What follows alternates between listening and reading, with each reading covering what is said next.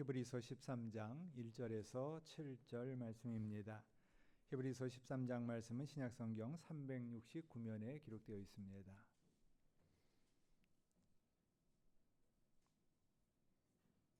(13장) 1절 말씀부터 봉독합니다.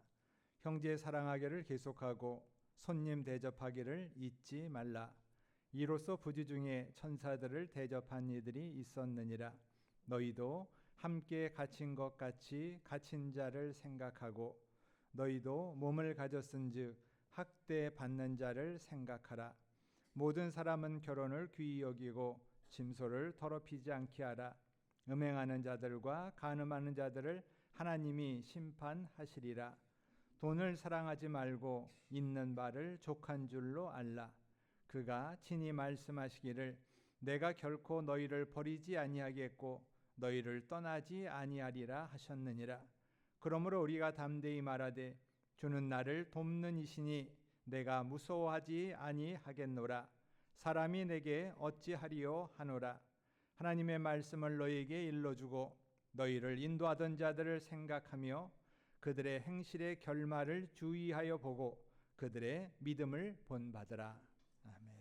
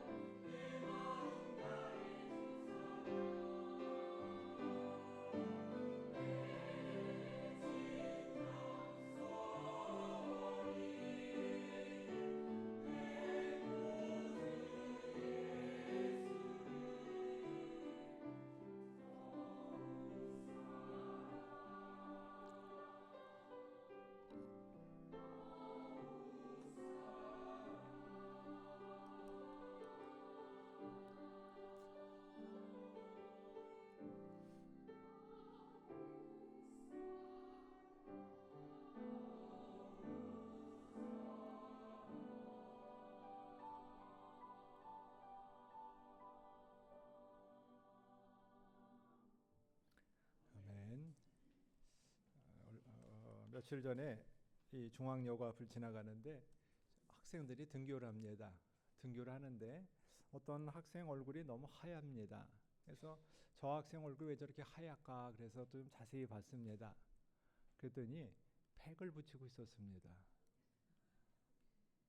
그래서 마스크 얼굴에 붙이는 마스크팩 있죠. 그래서 전 그건 밤에만 하는 줄 알았는데 아침에도 하더라고요. 그것도 학교 가는 길에. 그래서 그걸 보면서 제 생각으로는 이해가 안 됐습니다. 저걸 왜 길에서 하고 있을까? 그때 이제 어떤 그 학생 사람이 그럽니다. 요즘 학생들은 신인류다. 우리의 생각으로는 이해가 안 된다 하는 말을 들은 적이 있거든요. 그래서 아무리 신인류라도 제 생각이 잘못된 건지 어떤 건지 모르겠습니다. 저는 얼굴 이 앞에 이렇게 동그랗게 말고 다니는 것도 이상하다고 생각하는데 그것까지 붙이고 나니까 이제는 더 이상 할 말이 없다 그런 생각이 들었습니다. 그 학생이 저한테 그런 생각을 갖게 해주려고 아침부터 하고 나왔는지는 모르겠습니다. 그런데 생각할수록 조금 이렇게 이해가 안 되는, 제 생각으로는 이해가 안 되는 그런 일 중에 하나입니다. 오늘 성경에서는 우리들이 어떻게 살아가야 되는 것인가라는 것을 말씀을 합니다. 우리들 살아가는 방법은 여러 가지가 있는데 그 중에서 우리들이 하나님의 자녀로서 살아간다면은 우리는 어떻게 살아야 되는 것인가라는 것을 우리들에게 말씀을 합니다. 그래서 12장 앞에 28절에서는 그러므로 우리가 흔들리지 않는 하나님의 나라를 받았다라고 말씀을 합니다. 우리가 하나님의 나라를 받고 믿는다면은 그렇다면은 은혜를 받아야 되는데 그 은혜를 받는 것이 무엇인가 하면은 경건함과 두려움으로 하나님을 기쁘게 섬겨야 한다라고 말씀을 합니다. 하나님이 우리에게는 경건한 경외의 하나님이고 또 기쁨으로 섬기는 하나님이다라는 것을 말씀하고 있는 것입니다. 여러분들에게 하나님은 경외의 하나님입니까? 즐겁고 기쁜 하나님입니까? 여러분들에게 있어서 내가 만난 하나님은 어떤 하나님입니까? 우리는 이것을 어느 하나라고 딱 말할 수가 없을 것입니다. 두 가지가 다 있어야 됩니다. 경외의 하나님도 돼야 되고 우리를 기쁨으로 또 맞이하는 하나님도 돼야지 항상 경외와 두려움으로만 있으면은 우리는 어렵고 또 기쁨으로 즐거움으로만 있으면은 그것 또한 힘들다라는 것을 보게 됩니다. 그래서 이것을 볼 때 제가 늘 말씀드리는 것처럼 여러분들이 여러분의 부모님이 무섭습니까? 좋습니까? 여러분들 기억에 있어서 여러분들의 아버지는 대개 이제 아버지가 무서우니까 아니면 어머니는 무섭습니까? 만나면은 좋습니까? 항상 무서워도 안 되고 항상 좋아도 안 되는 거죠. 두 가지가 어느 선에서 적당하게 균형을 이루어야지 너무 좋기만 해도 안 되고 너무 무섭기만 해도 안 됩니다. 너무 무섭기만 하면은 자꾸 피하고 너무 좋기만 하면은 그냥 너무 자꾸 붙어가지고서 어떤 일에 대해서 결정을 못할 때가 많이 있기 때문에 그렇습니다. 그래서 우리가 하나님을 섬기는 우리의 생활이 경건함과 두려움으로 하나님을 기쁘게 섬겨야 한다라는 것을 우리들에게 말씀을 합니다. 그러면서 그렇게 섬기는 방법이 어떤 것이냐면은 하나님 사랑하기를 계속하는 것, 형제 사랑하기를 계속하는 것입니다. 형제 사랑한다라는 것은 우리의 이웃들입니다. 근데 여기서 형제라고 할 때 우리가 좋아하는 사람만이 아니라 우리가 좋아하지 않는 사람까지도 넓어지는 것입니다. 우리 가족만 사랑하는 것이 아니라 우리 가족을 넘어선 사람들까지도 사랑하는 것. 그래서 형제 사랑하기를 계속하는 것입니다. 한 번 하고 마는 것이 아니라 한 번 하는 거는 그냥 할 수 있습니다. 근데 한 번 하고 마는 것이 아니라 계속 하는 것이 우리가 해야 될 일이다라는 것을 말을 합니다. 그리고 손님 대접하기를 잊지 말라 하는 말을 합니다. 손님 대접한다라는 것은 우리가 어떤 누구를 생각하고 또 그를 생각하는 사람으로 말미암아서 더불어 관계를 맺으면서 나가는 것입니다. 그런데 손님 대접하기를 왜 잊지 말라고 하냐면은 그 다음에 부지 중에 천사를 대접했다라고 말씀을 합니다. 여러분들이 지금까지 지내온 일들을 한번 이렇게 가만히 살펴보시고 한번 뒤를 돌아보시면은 여러분들이 여기까지 오도록 도와주신 분들이 있지 않습니까? 가까이 있는 여러분의 부모님부터 시작해서 우리가 학교 선생님으로 시작해서 우리가 여기까지 오도록 도와준 사람들이 쭉 있습니다. 그리고 그때 그분의 도움의 손길이 있어서 내가 오늘 여기까지 왔다라는 것을 우리는 생각해 보게 됩니다. 그런데 그때 도움을 준 그분이 여러분이 생각했던 사람입니까? 생각하지 않았던 사람입니까? 우리가 생각할 때는 내가 도울 때 도움을 주려고 생각했던 사람이 그래도 많이 있습니다. 그런데 때로는 뜻하지 않은 그 사람의 손길로 말미암아서 오늘 우리가 여기까지 온 것을 우리는 보게 됩니다. 그래서 그것을 부지 중에 천사를 대접한 이들도 있었다 하는 말로 설명을 합니다. 그러니까 이 말은 창세기 18장에서 나오고 있습니다. 아브라함이 지나가는 사람을 대접을 합니다. 여기서 이제 이 나그네들을 대접하는데 이 나그네는 그때 당시 모르는 사람이고 모르는 사람이면은 좀 우리의 적으로 생각할 때가 있습니다. 우리가 알면은 가까이 할 수 있는데 모르기 때문에 좀 멀리 할 수밖에 없는 사람들이 있습니다. 근데 그 나그네를 아브라함은 지나가는 사람 세 사람을 달려나가서 영접하고 몸을 땅에 굽히고 나서 이르되 내 주여 내가 주께 은혜를 입었사오면 원하건대 종을 떠나가지 마옵소서 하고서 집으로 모셔다가 대접했다 하는 이야기를 여기서 말씀을 합니다. 그래서 창세기 18장에서 아브라함이 지나가는 나그네를 대접한 것이 바로 오늘 성경에서 말하는 나그네를 대접한 것이 부지중에 하였는데 그것이 은혜로 돌아왔다 하는 말씀을 하고 있는 것입니다. 우리가 알고 있는 것을 받으면 사실 은혜가 없습니다. 우리가 알고 있는 것은 내 계획 속에 있는 것이고 내 계획 속에 있는 것이 그대로 되는 것은 내가 잘해서 된 것이지 내가 못해서 된 것이 아니다라는 생각을 합니다. 그런데 우리 계획 속에 없는 일이 이루어졌다면은 내가 알지 못하는 일을 내가 만나서 내가 경험하고 그 안에서 새로운 일을 경험하면서 나간다면은 우리는 그것이 오늘 말하는 대로 부지 중에 천사를 만난 아브라함처럼 오늘도 우리들에게 하나님의 선하신 은혜를 바라보며 나누며 누리게 됩니다라는 것을 우리들은 보게 되는 것입니다. 그래서 그 다음에 나가는 것이 너희도 갇힌 것 같이 갇힌 자를 생각하라 하는 말을 합니다. 여기서 갇혔다라는 것은 감옥입니다.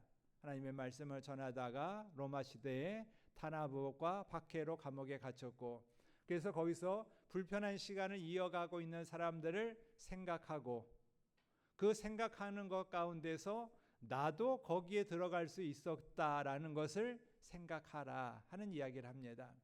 근데 우리들은 내 손이 종이에 비면은 참 아픕니다. 그리고 물에 닿으면은 계속해서 쓰라립니다. 잘 몰랐는데 손 닦을 때마다 쓰라리고 또 힘듭니다. 그런데 내 손이 종이에 베인 것은 아픈데 다른 사람들이 상처난 것은 종이에 베인 것보다 덜 아픕니다. 그냥 아프겠다, 그냥 그렇겠다라고 하지 그것이 나와 더불어서 같은 공감을 하기에는 좀 많은 시간이 걸립니다. 그래서 여기서 생각하고 생각하라 하는 이야기는 우리가 그렇게 되었다고 생각한다면은 우리도 그 사람들을 생각해 줘야 한다 하는 것을 우리들에게 말씀을 합니다. 그리고 나서 이러한 일들을 하고 나서 우리에게 결혼과 돈에 대해서 이야기를 합니다. 모든 사람은 결혼을 귀히 여겨라 하는 말을 합니다. 결혼을 귀히 여겨라 하는 이야기 속에서는 우리가 귀하게 생각한다면은 우리들은 어려울 것이 없다 하는 말을 우리들에게 가르쳐 줍니다. 그래서 결혼을 귀히 여기는 것, 그것은 우리가 서로를 상대방을 생각하고 상대방을 배려하고 사랑한다면은 그 안에서 그 어떤 것보다도 우리들은 힘듦과 어려움이 없을 것이다 하는 말을 합니다. 그래서 그대로 우리들이 귀하게 여긴다면은 그리고 귀하게 여기지 않는 일이 있다면은 그것은 바로 하나님이 우리를 심판하여 주실 것이다 하는 말씀으로 우리들에게 가르쳐주고 있는 것입니다. 그래서 돈을 사랑하지 말아라 하는 말로 이야기를 합니다. 결혼을 귀하게 생각하고 돈을 사랑하지 않는 것. 그러니까 이 두 이야기는 우리들이 늘 이야기할 때 뭐 말하는 것처럼 이성을 조심하고 돈을 조심해라 하는 것이 이 두 가지 가운데서 항상 우리들에게 따라오고 있는 말씀인 것입니다. 무슨 일을 하는 사람에게 늘 따라오는 이야기로 당부한다면은 보통 이 두 가지를 이야기를 합니다. 이 두 가지를 이야기하는데 그 중에서 돈을 사랑하지 말라 하는 이야기는 하지 말라, 돈을 사랑하지 말라라는 것은 사랑하지 말라는 것이 아니라 그것을 조금 나누어 본다면은 우리가 욕심을 부리지 말고 집착하지 말아라 하는 이야기를 합니다. 우리가 집착하는 것만큼 어려운 것이 없습니다. 나는 상대방을 사랑하는데 상대방이 나를 사랑하지 않는다면은 때때로는 내가 사랑을 넘어서 집착을 하면서 상대방에게 어려움과 피해를 줄 때가 있는 것을 봅니다. 그래서 그 사이 때문에 우리가 어려움을 겪게 되는 이야기가 있는데, 여기서도 돈을 사랑하지 말라 하는 이야기는 돈을 어떤 이면에서 멀리해라 하는 것이 아니라 그 안에서 우리가 얼마든지 있을 수 있는데 집착하면 안 된다 하는 이야기입니다. 그래서 집착하지 말라는 이야기가 있는 바를 족한 줄로 알라 하는 것으로서 말씀을 합니다. 여러분들은 여러분들에게 돈이 얼마 있으면은 집착하지 여기에서 있는 바를 족한 줄로 알겠습니까? 전 한 1억만 있으면 좋겠습니다. 그런데 1억이 됐어요. 문제는 1억이 생겼습니다. 그러면 어떨까요? 나는 이제 족한 줄로 알아야지. 난 더 이상 욕심이 없다. 그럴까요? 1억까지는 조금 모자른 것 같습니다. 조금만 더 있으면 좋겠습니다. 그래서 2억까지 또 올라가고, 그러다가 4억이 올라가고, 우리들이 항상 이것이 올라가지 절대로 내려가질 않습니다. 그렇기 때문에 오늘 여기서 이야기하는 대로 내가 족한 줄로 알라 하는 이야기는 우리들에게 어떤 것을 더 많이 주고 더 많이 쓰지 말라 하는 것이 아니라 내가 집착하지 말아야 한다라는 것입니다. 한 번은 제가 내가 돈을 좀 모아야겠다라고 생각을 한 적이 있습니다. 그래서 열심히 막 했습니다. 근데 어느 날 갑자기 일이 생겨서 다 나갔습니다.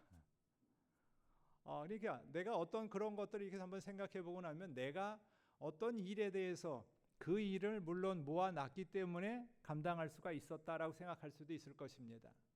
그런데 그것이 내가 해서 될 일이 아니다라는 것을 또한 우리는 보게 되는 것입니다.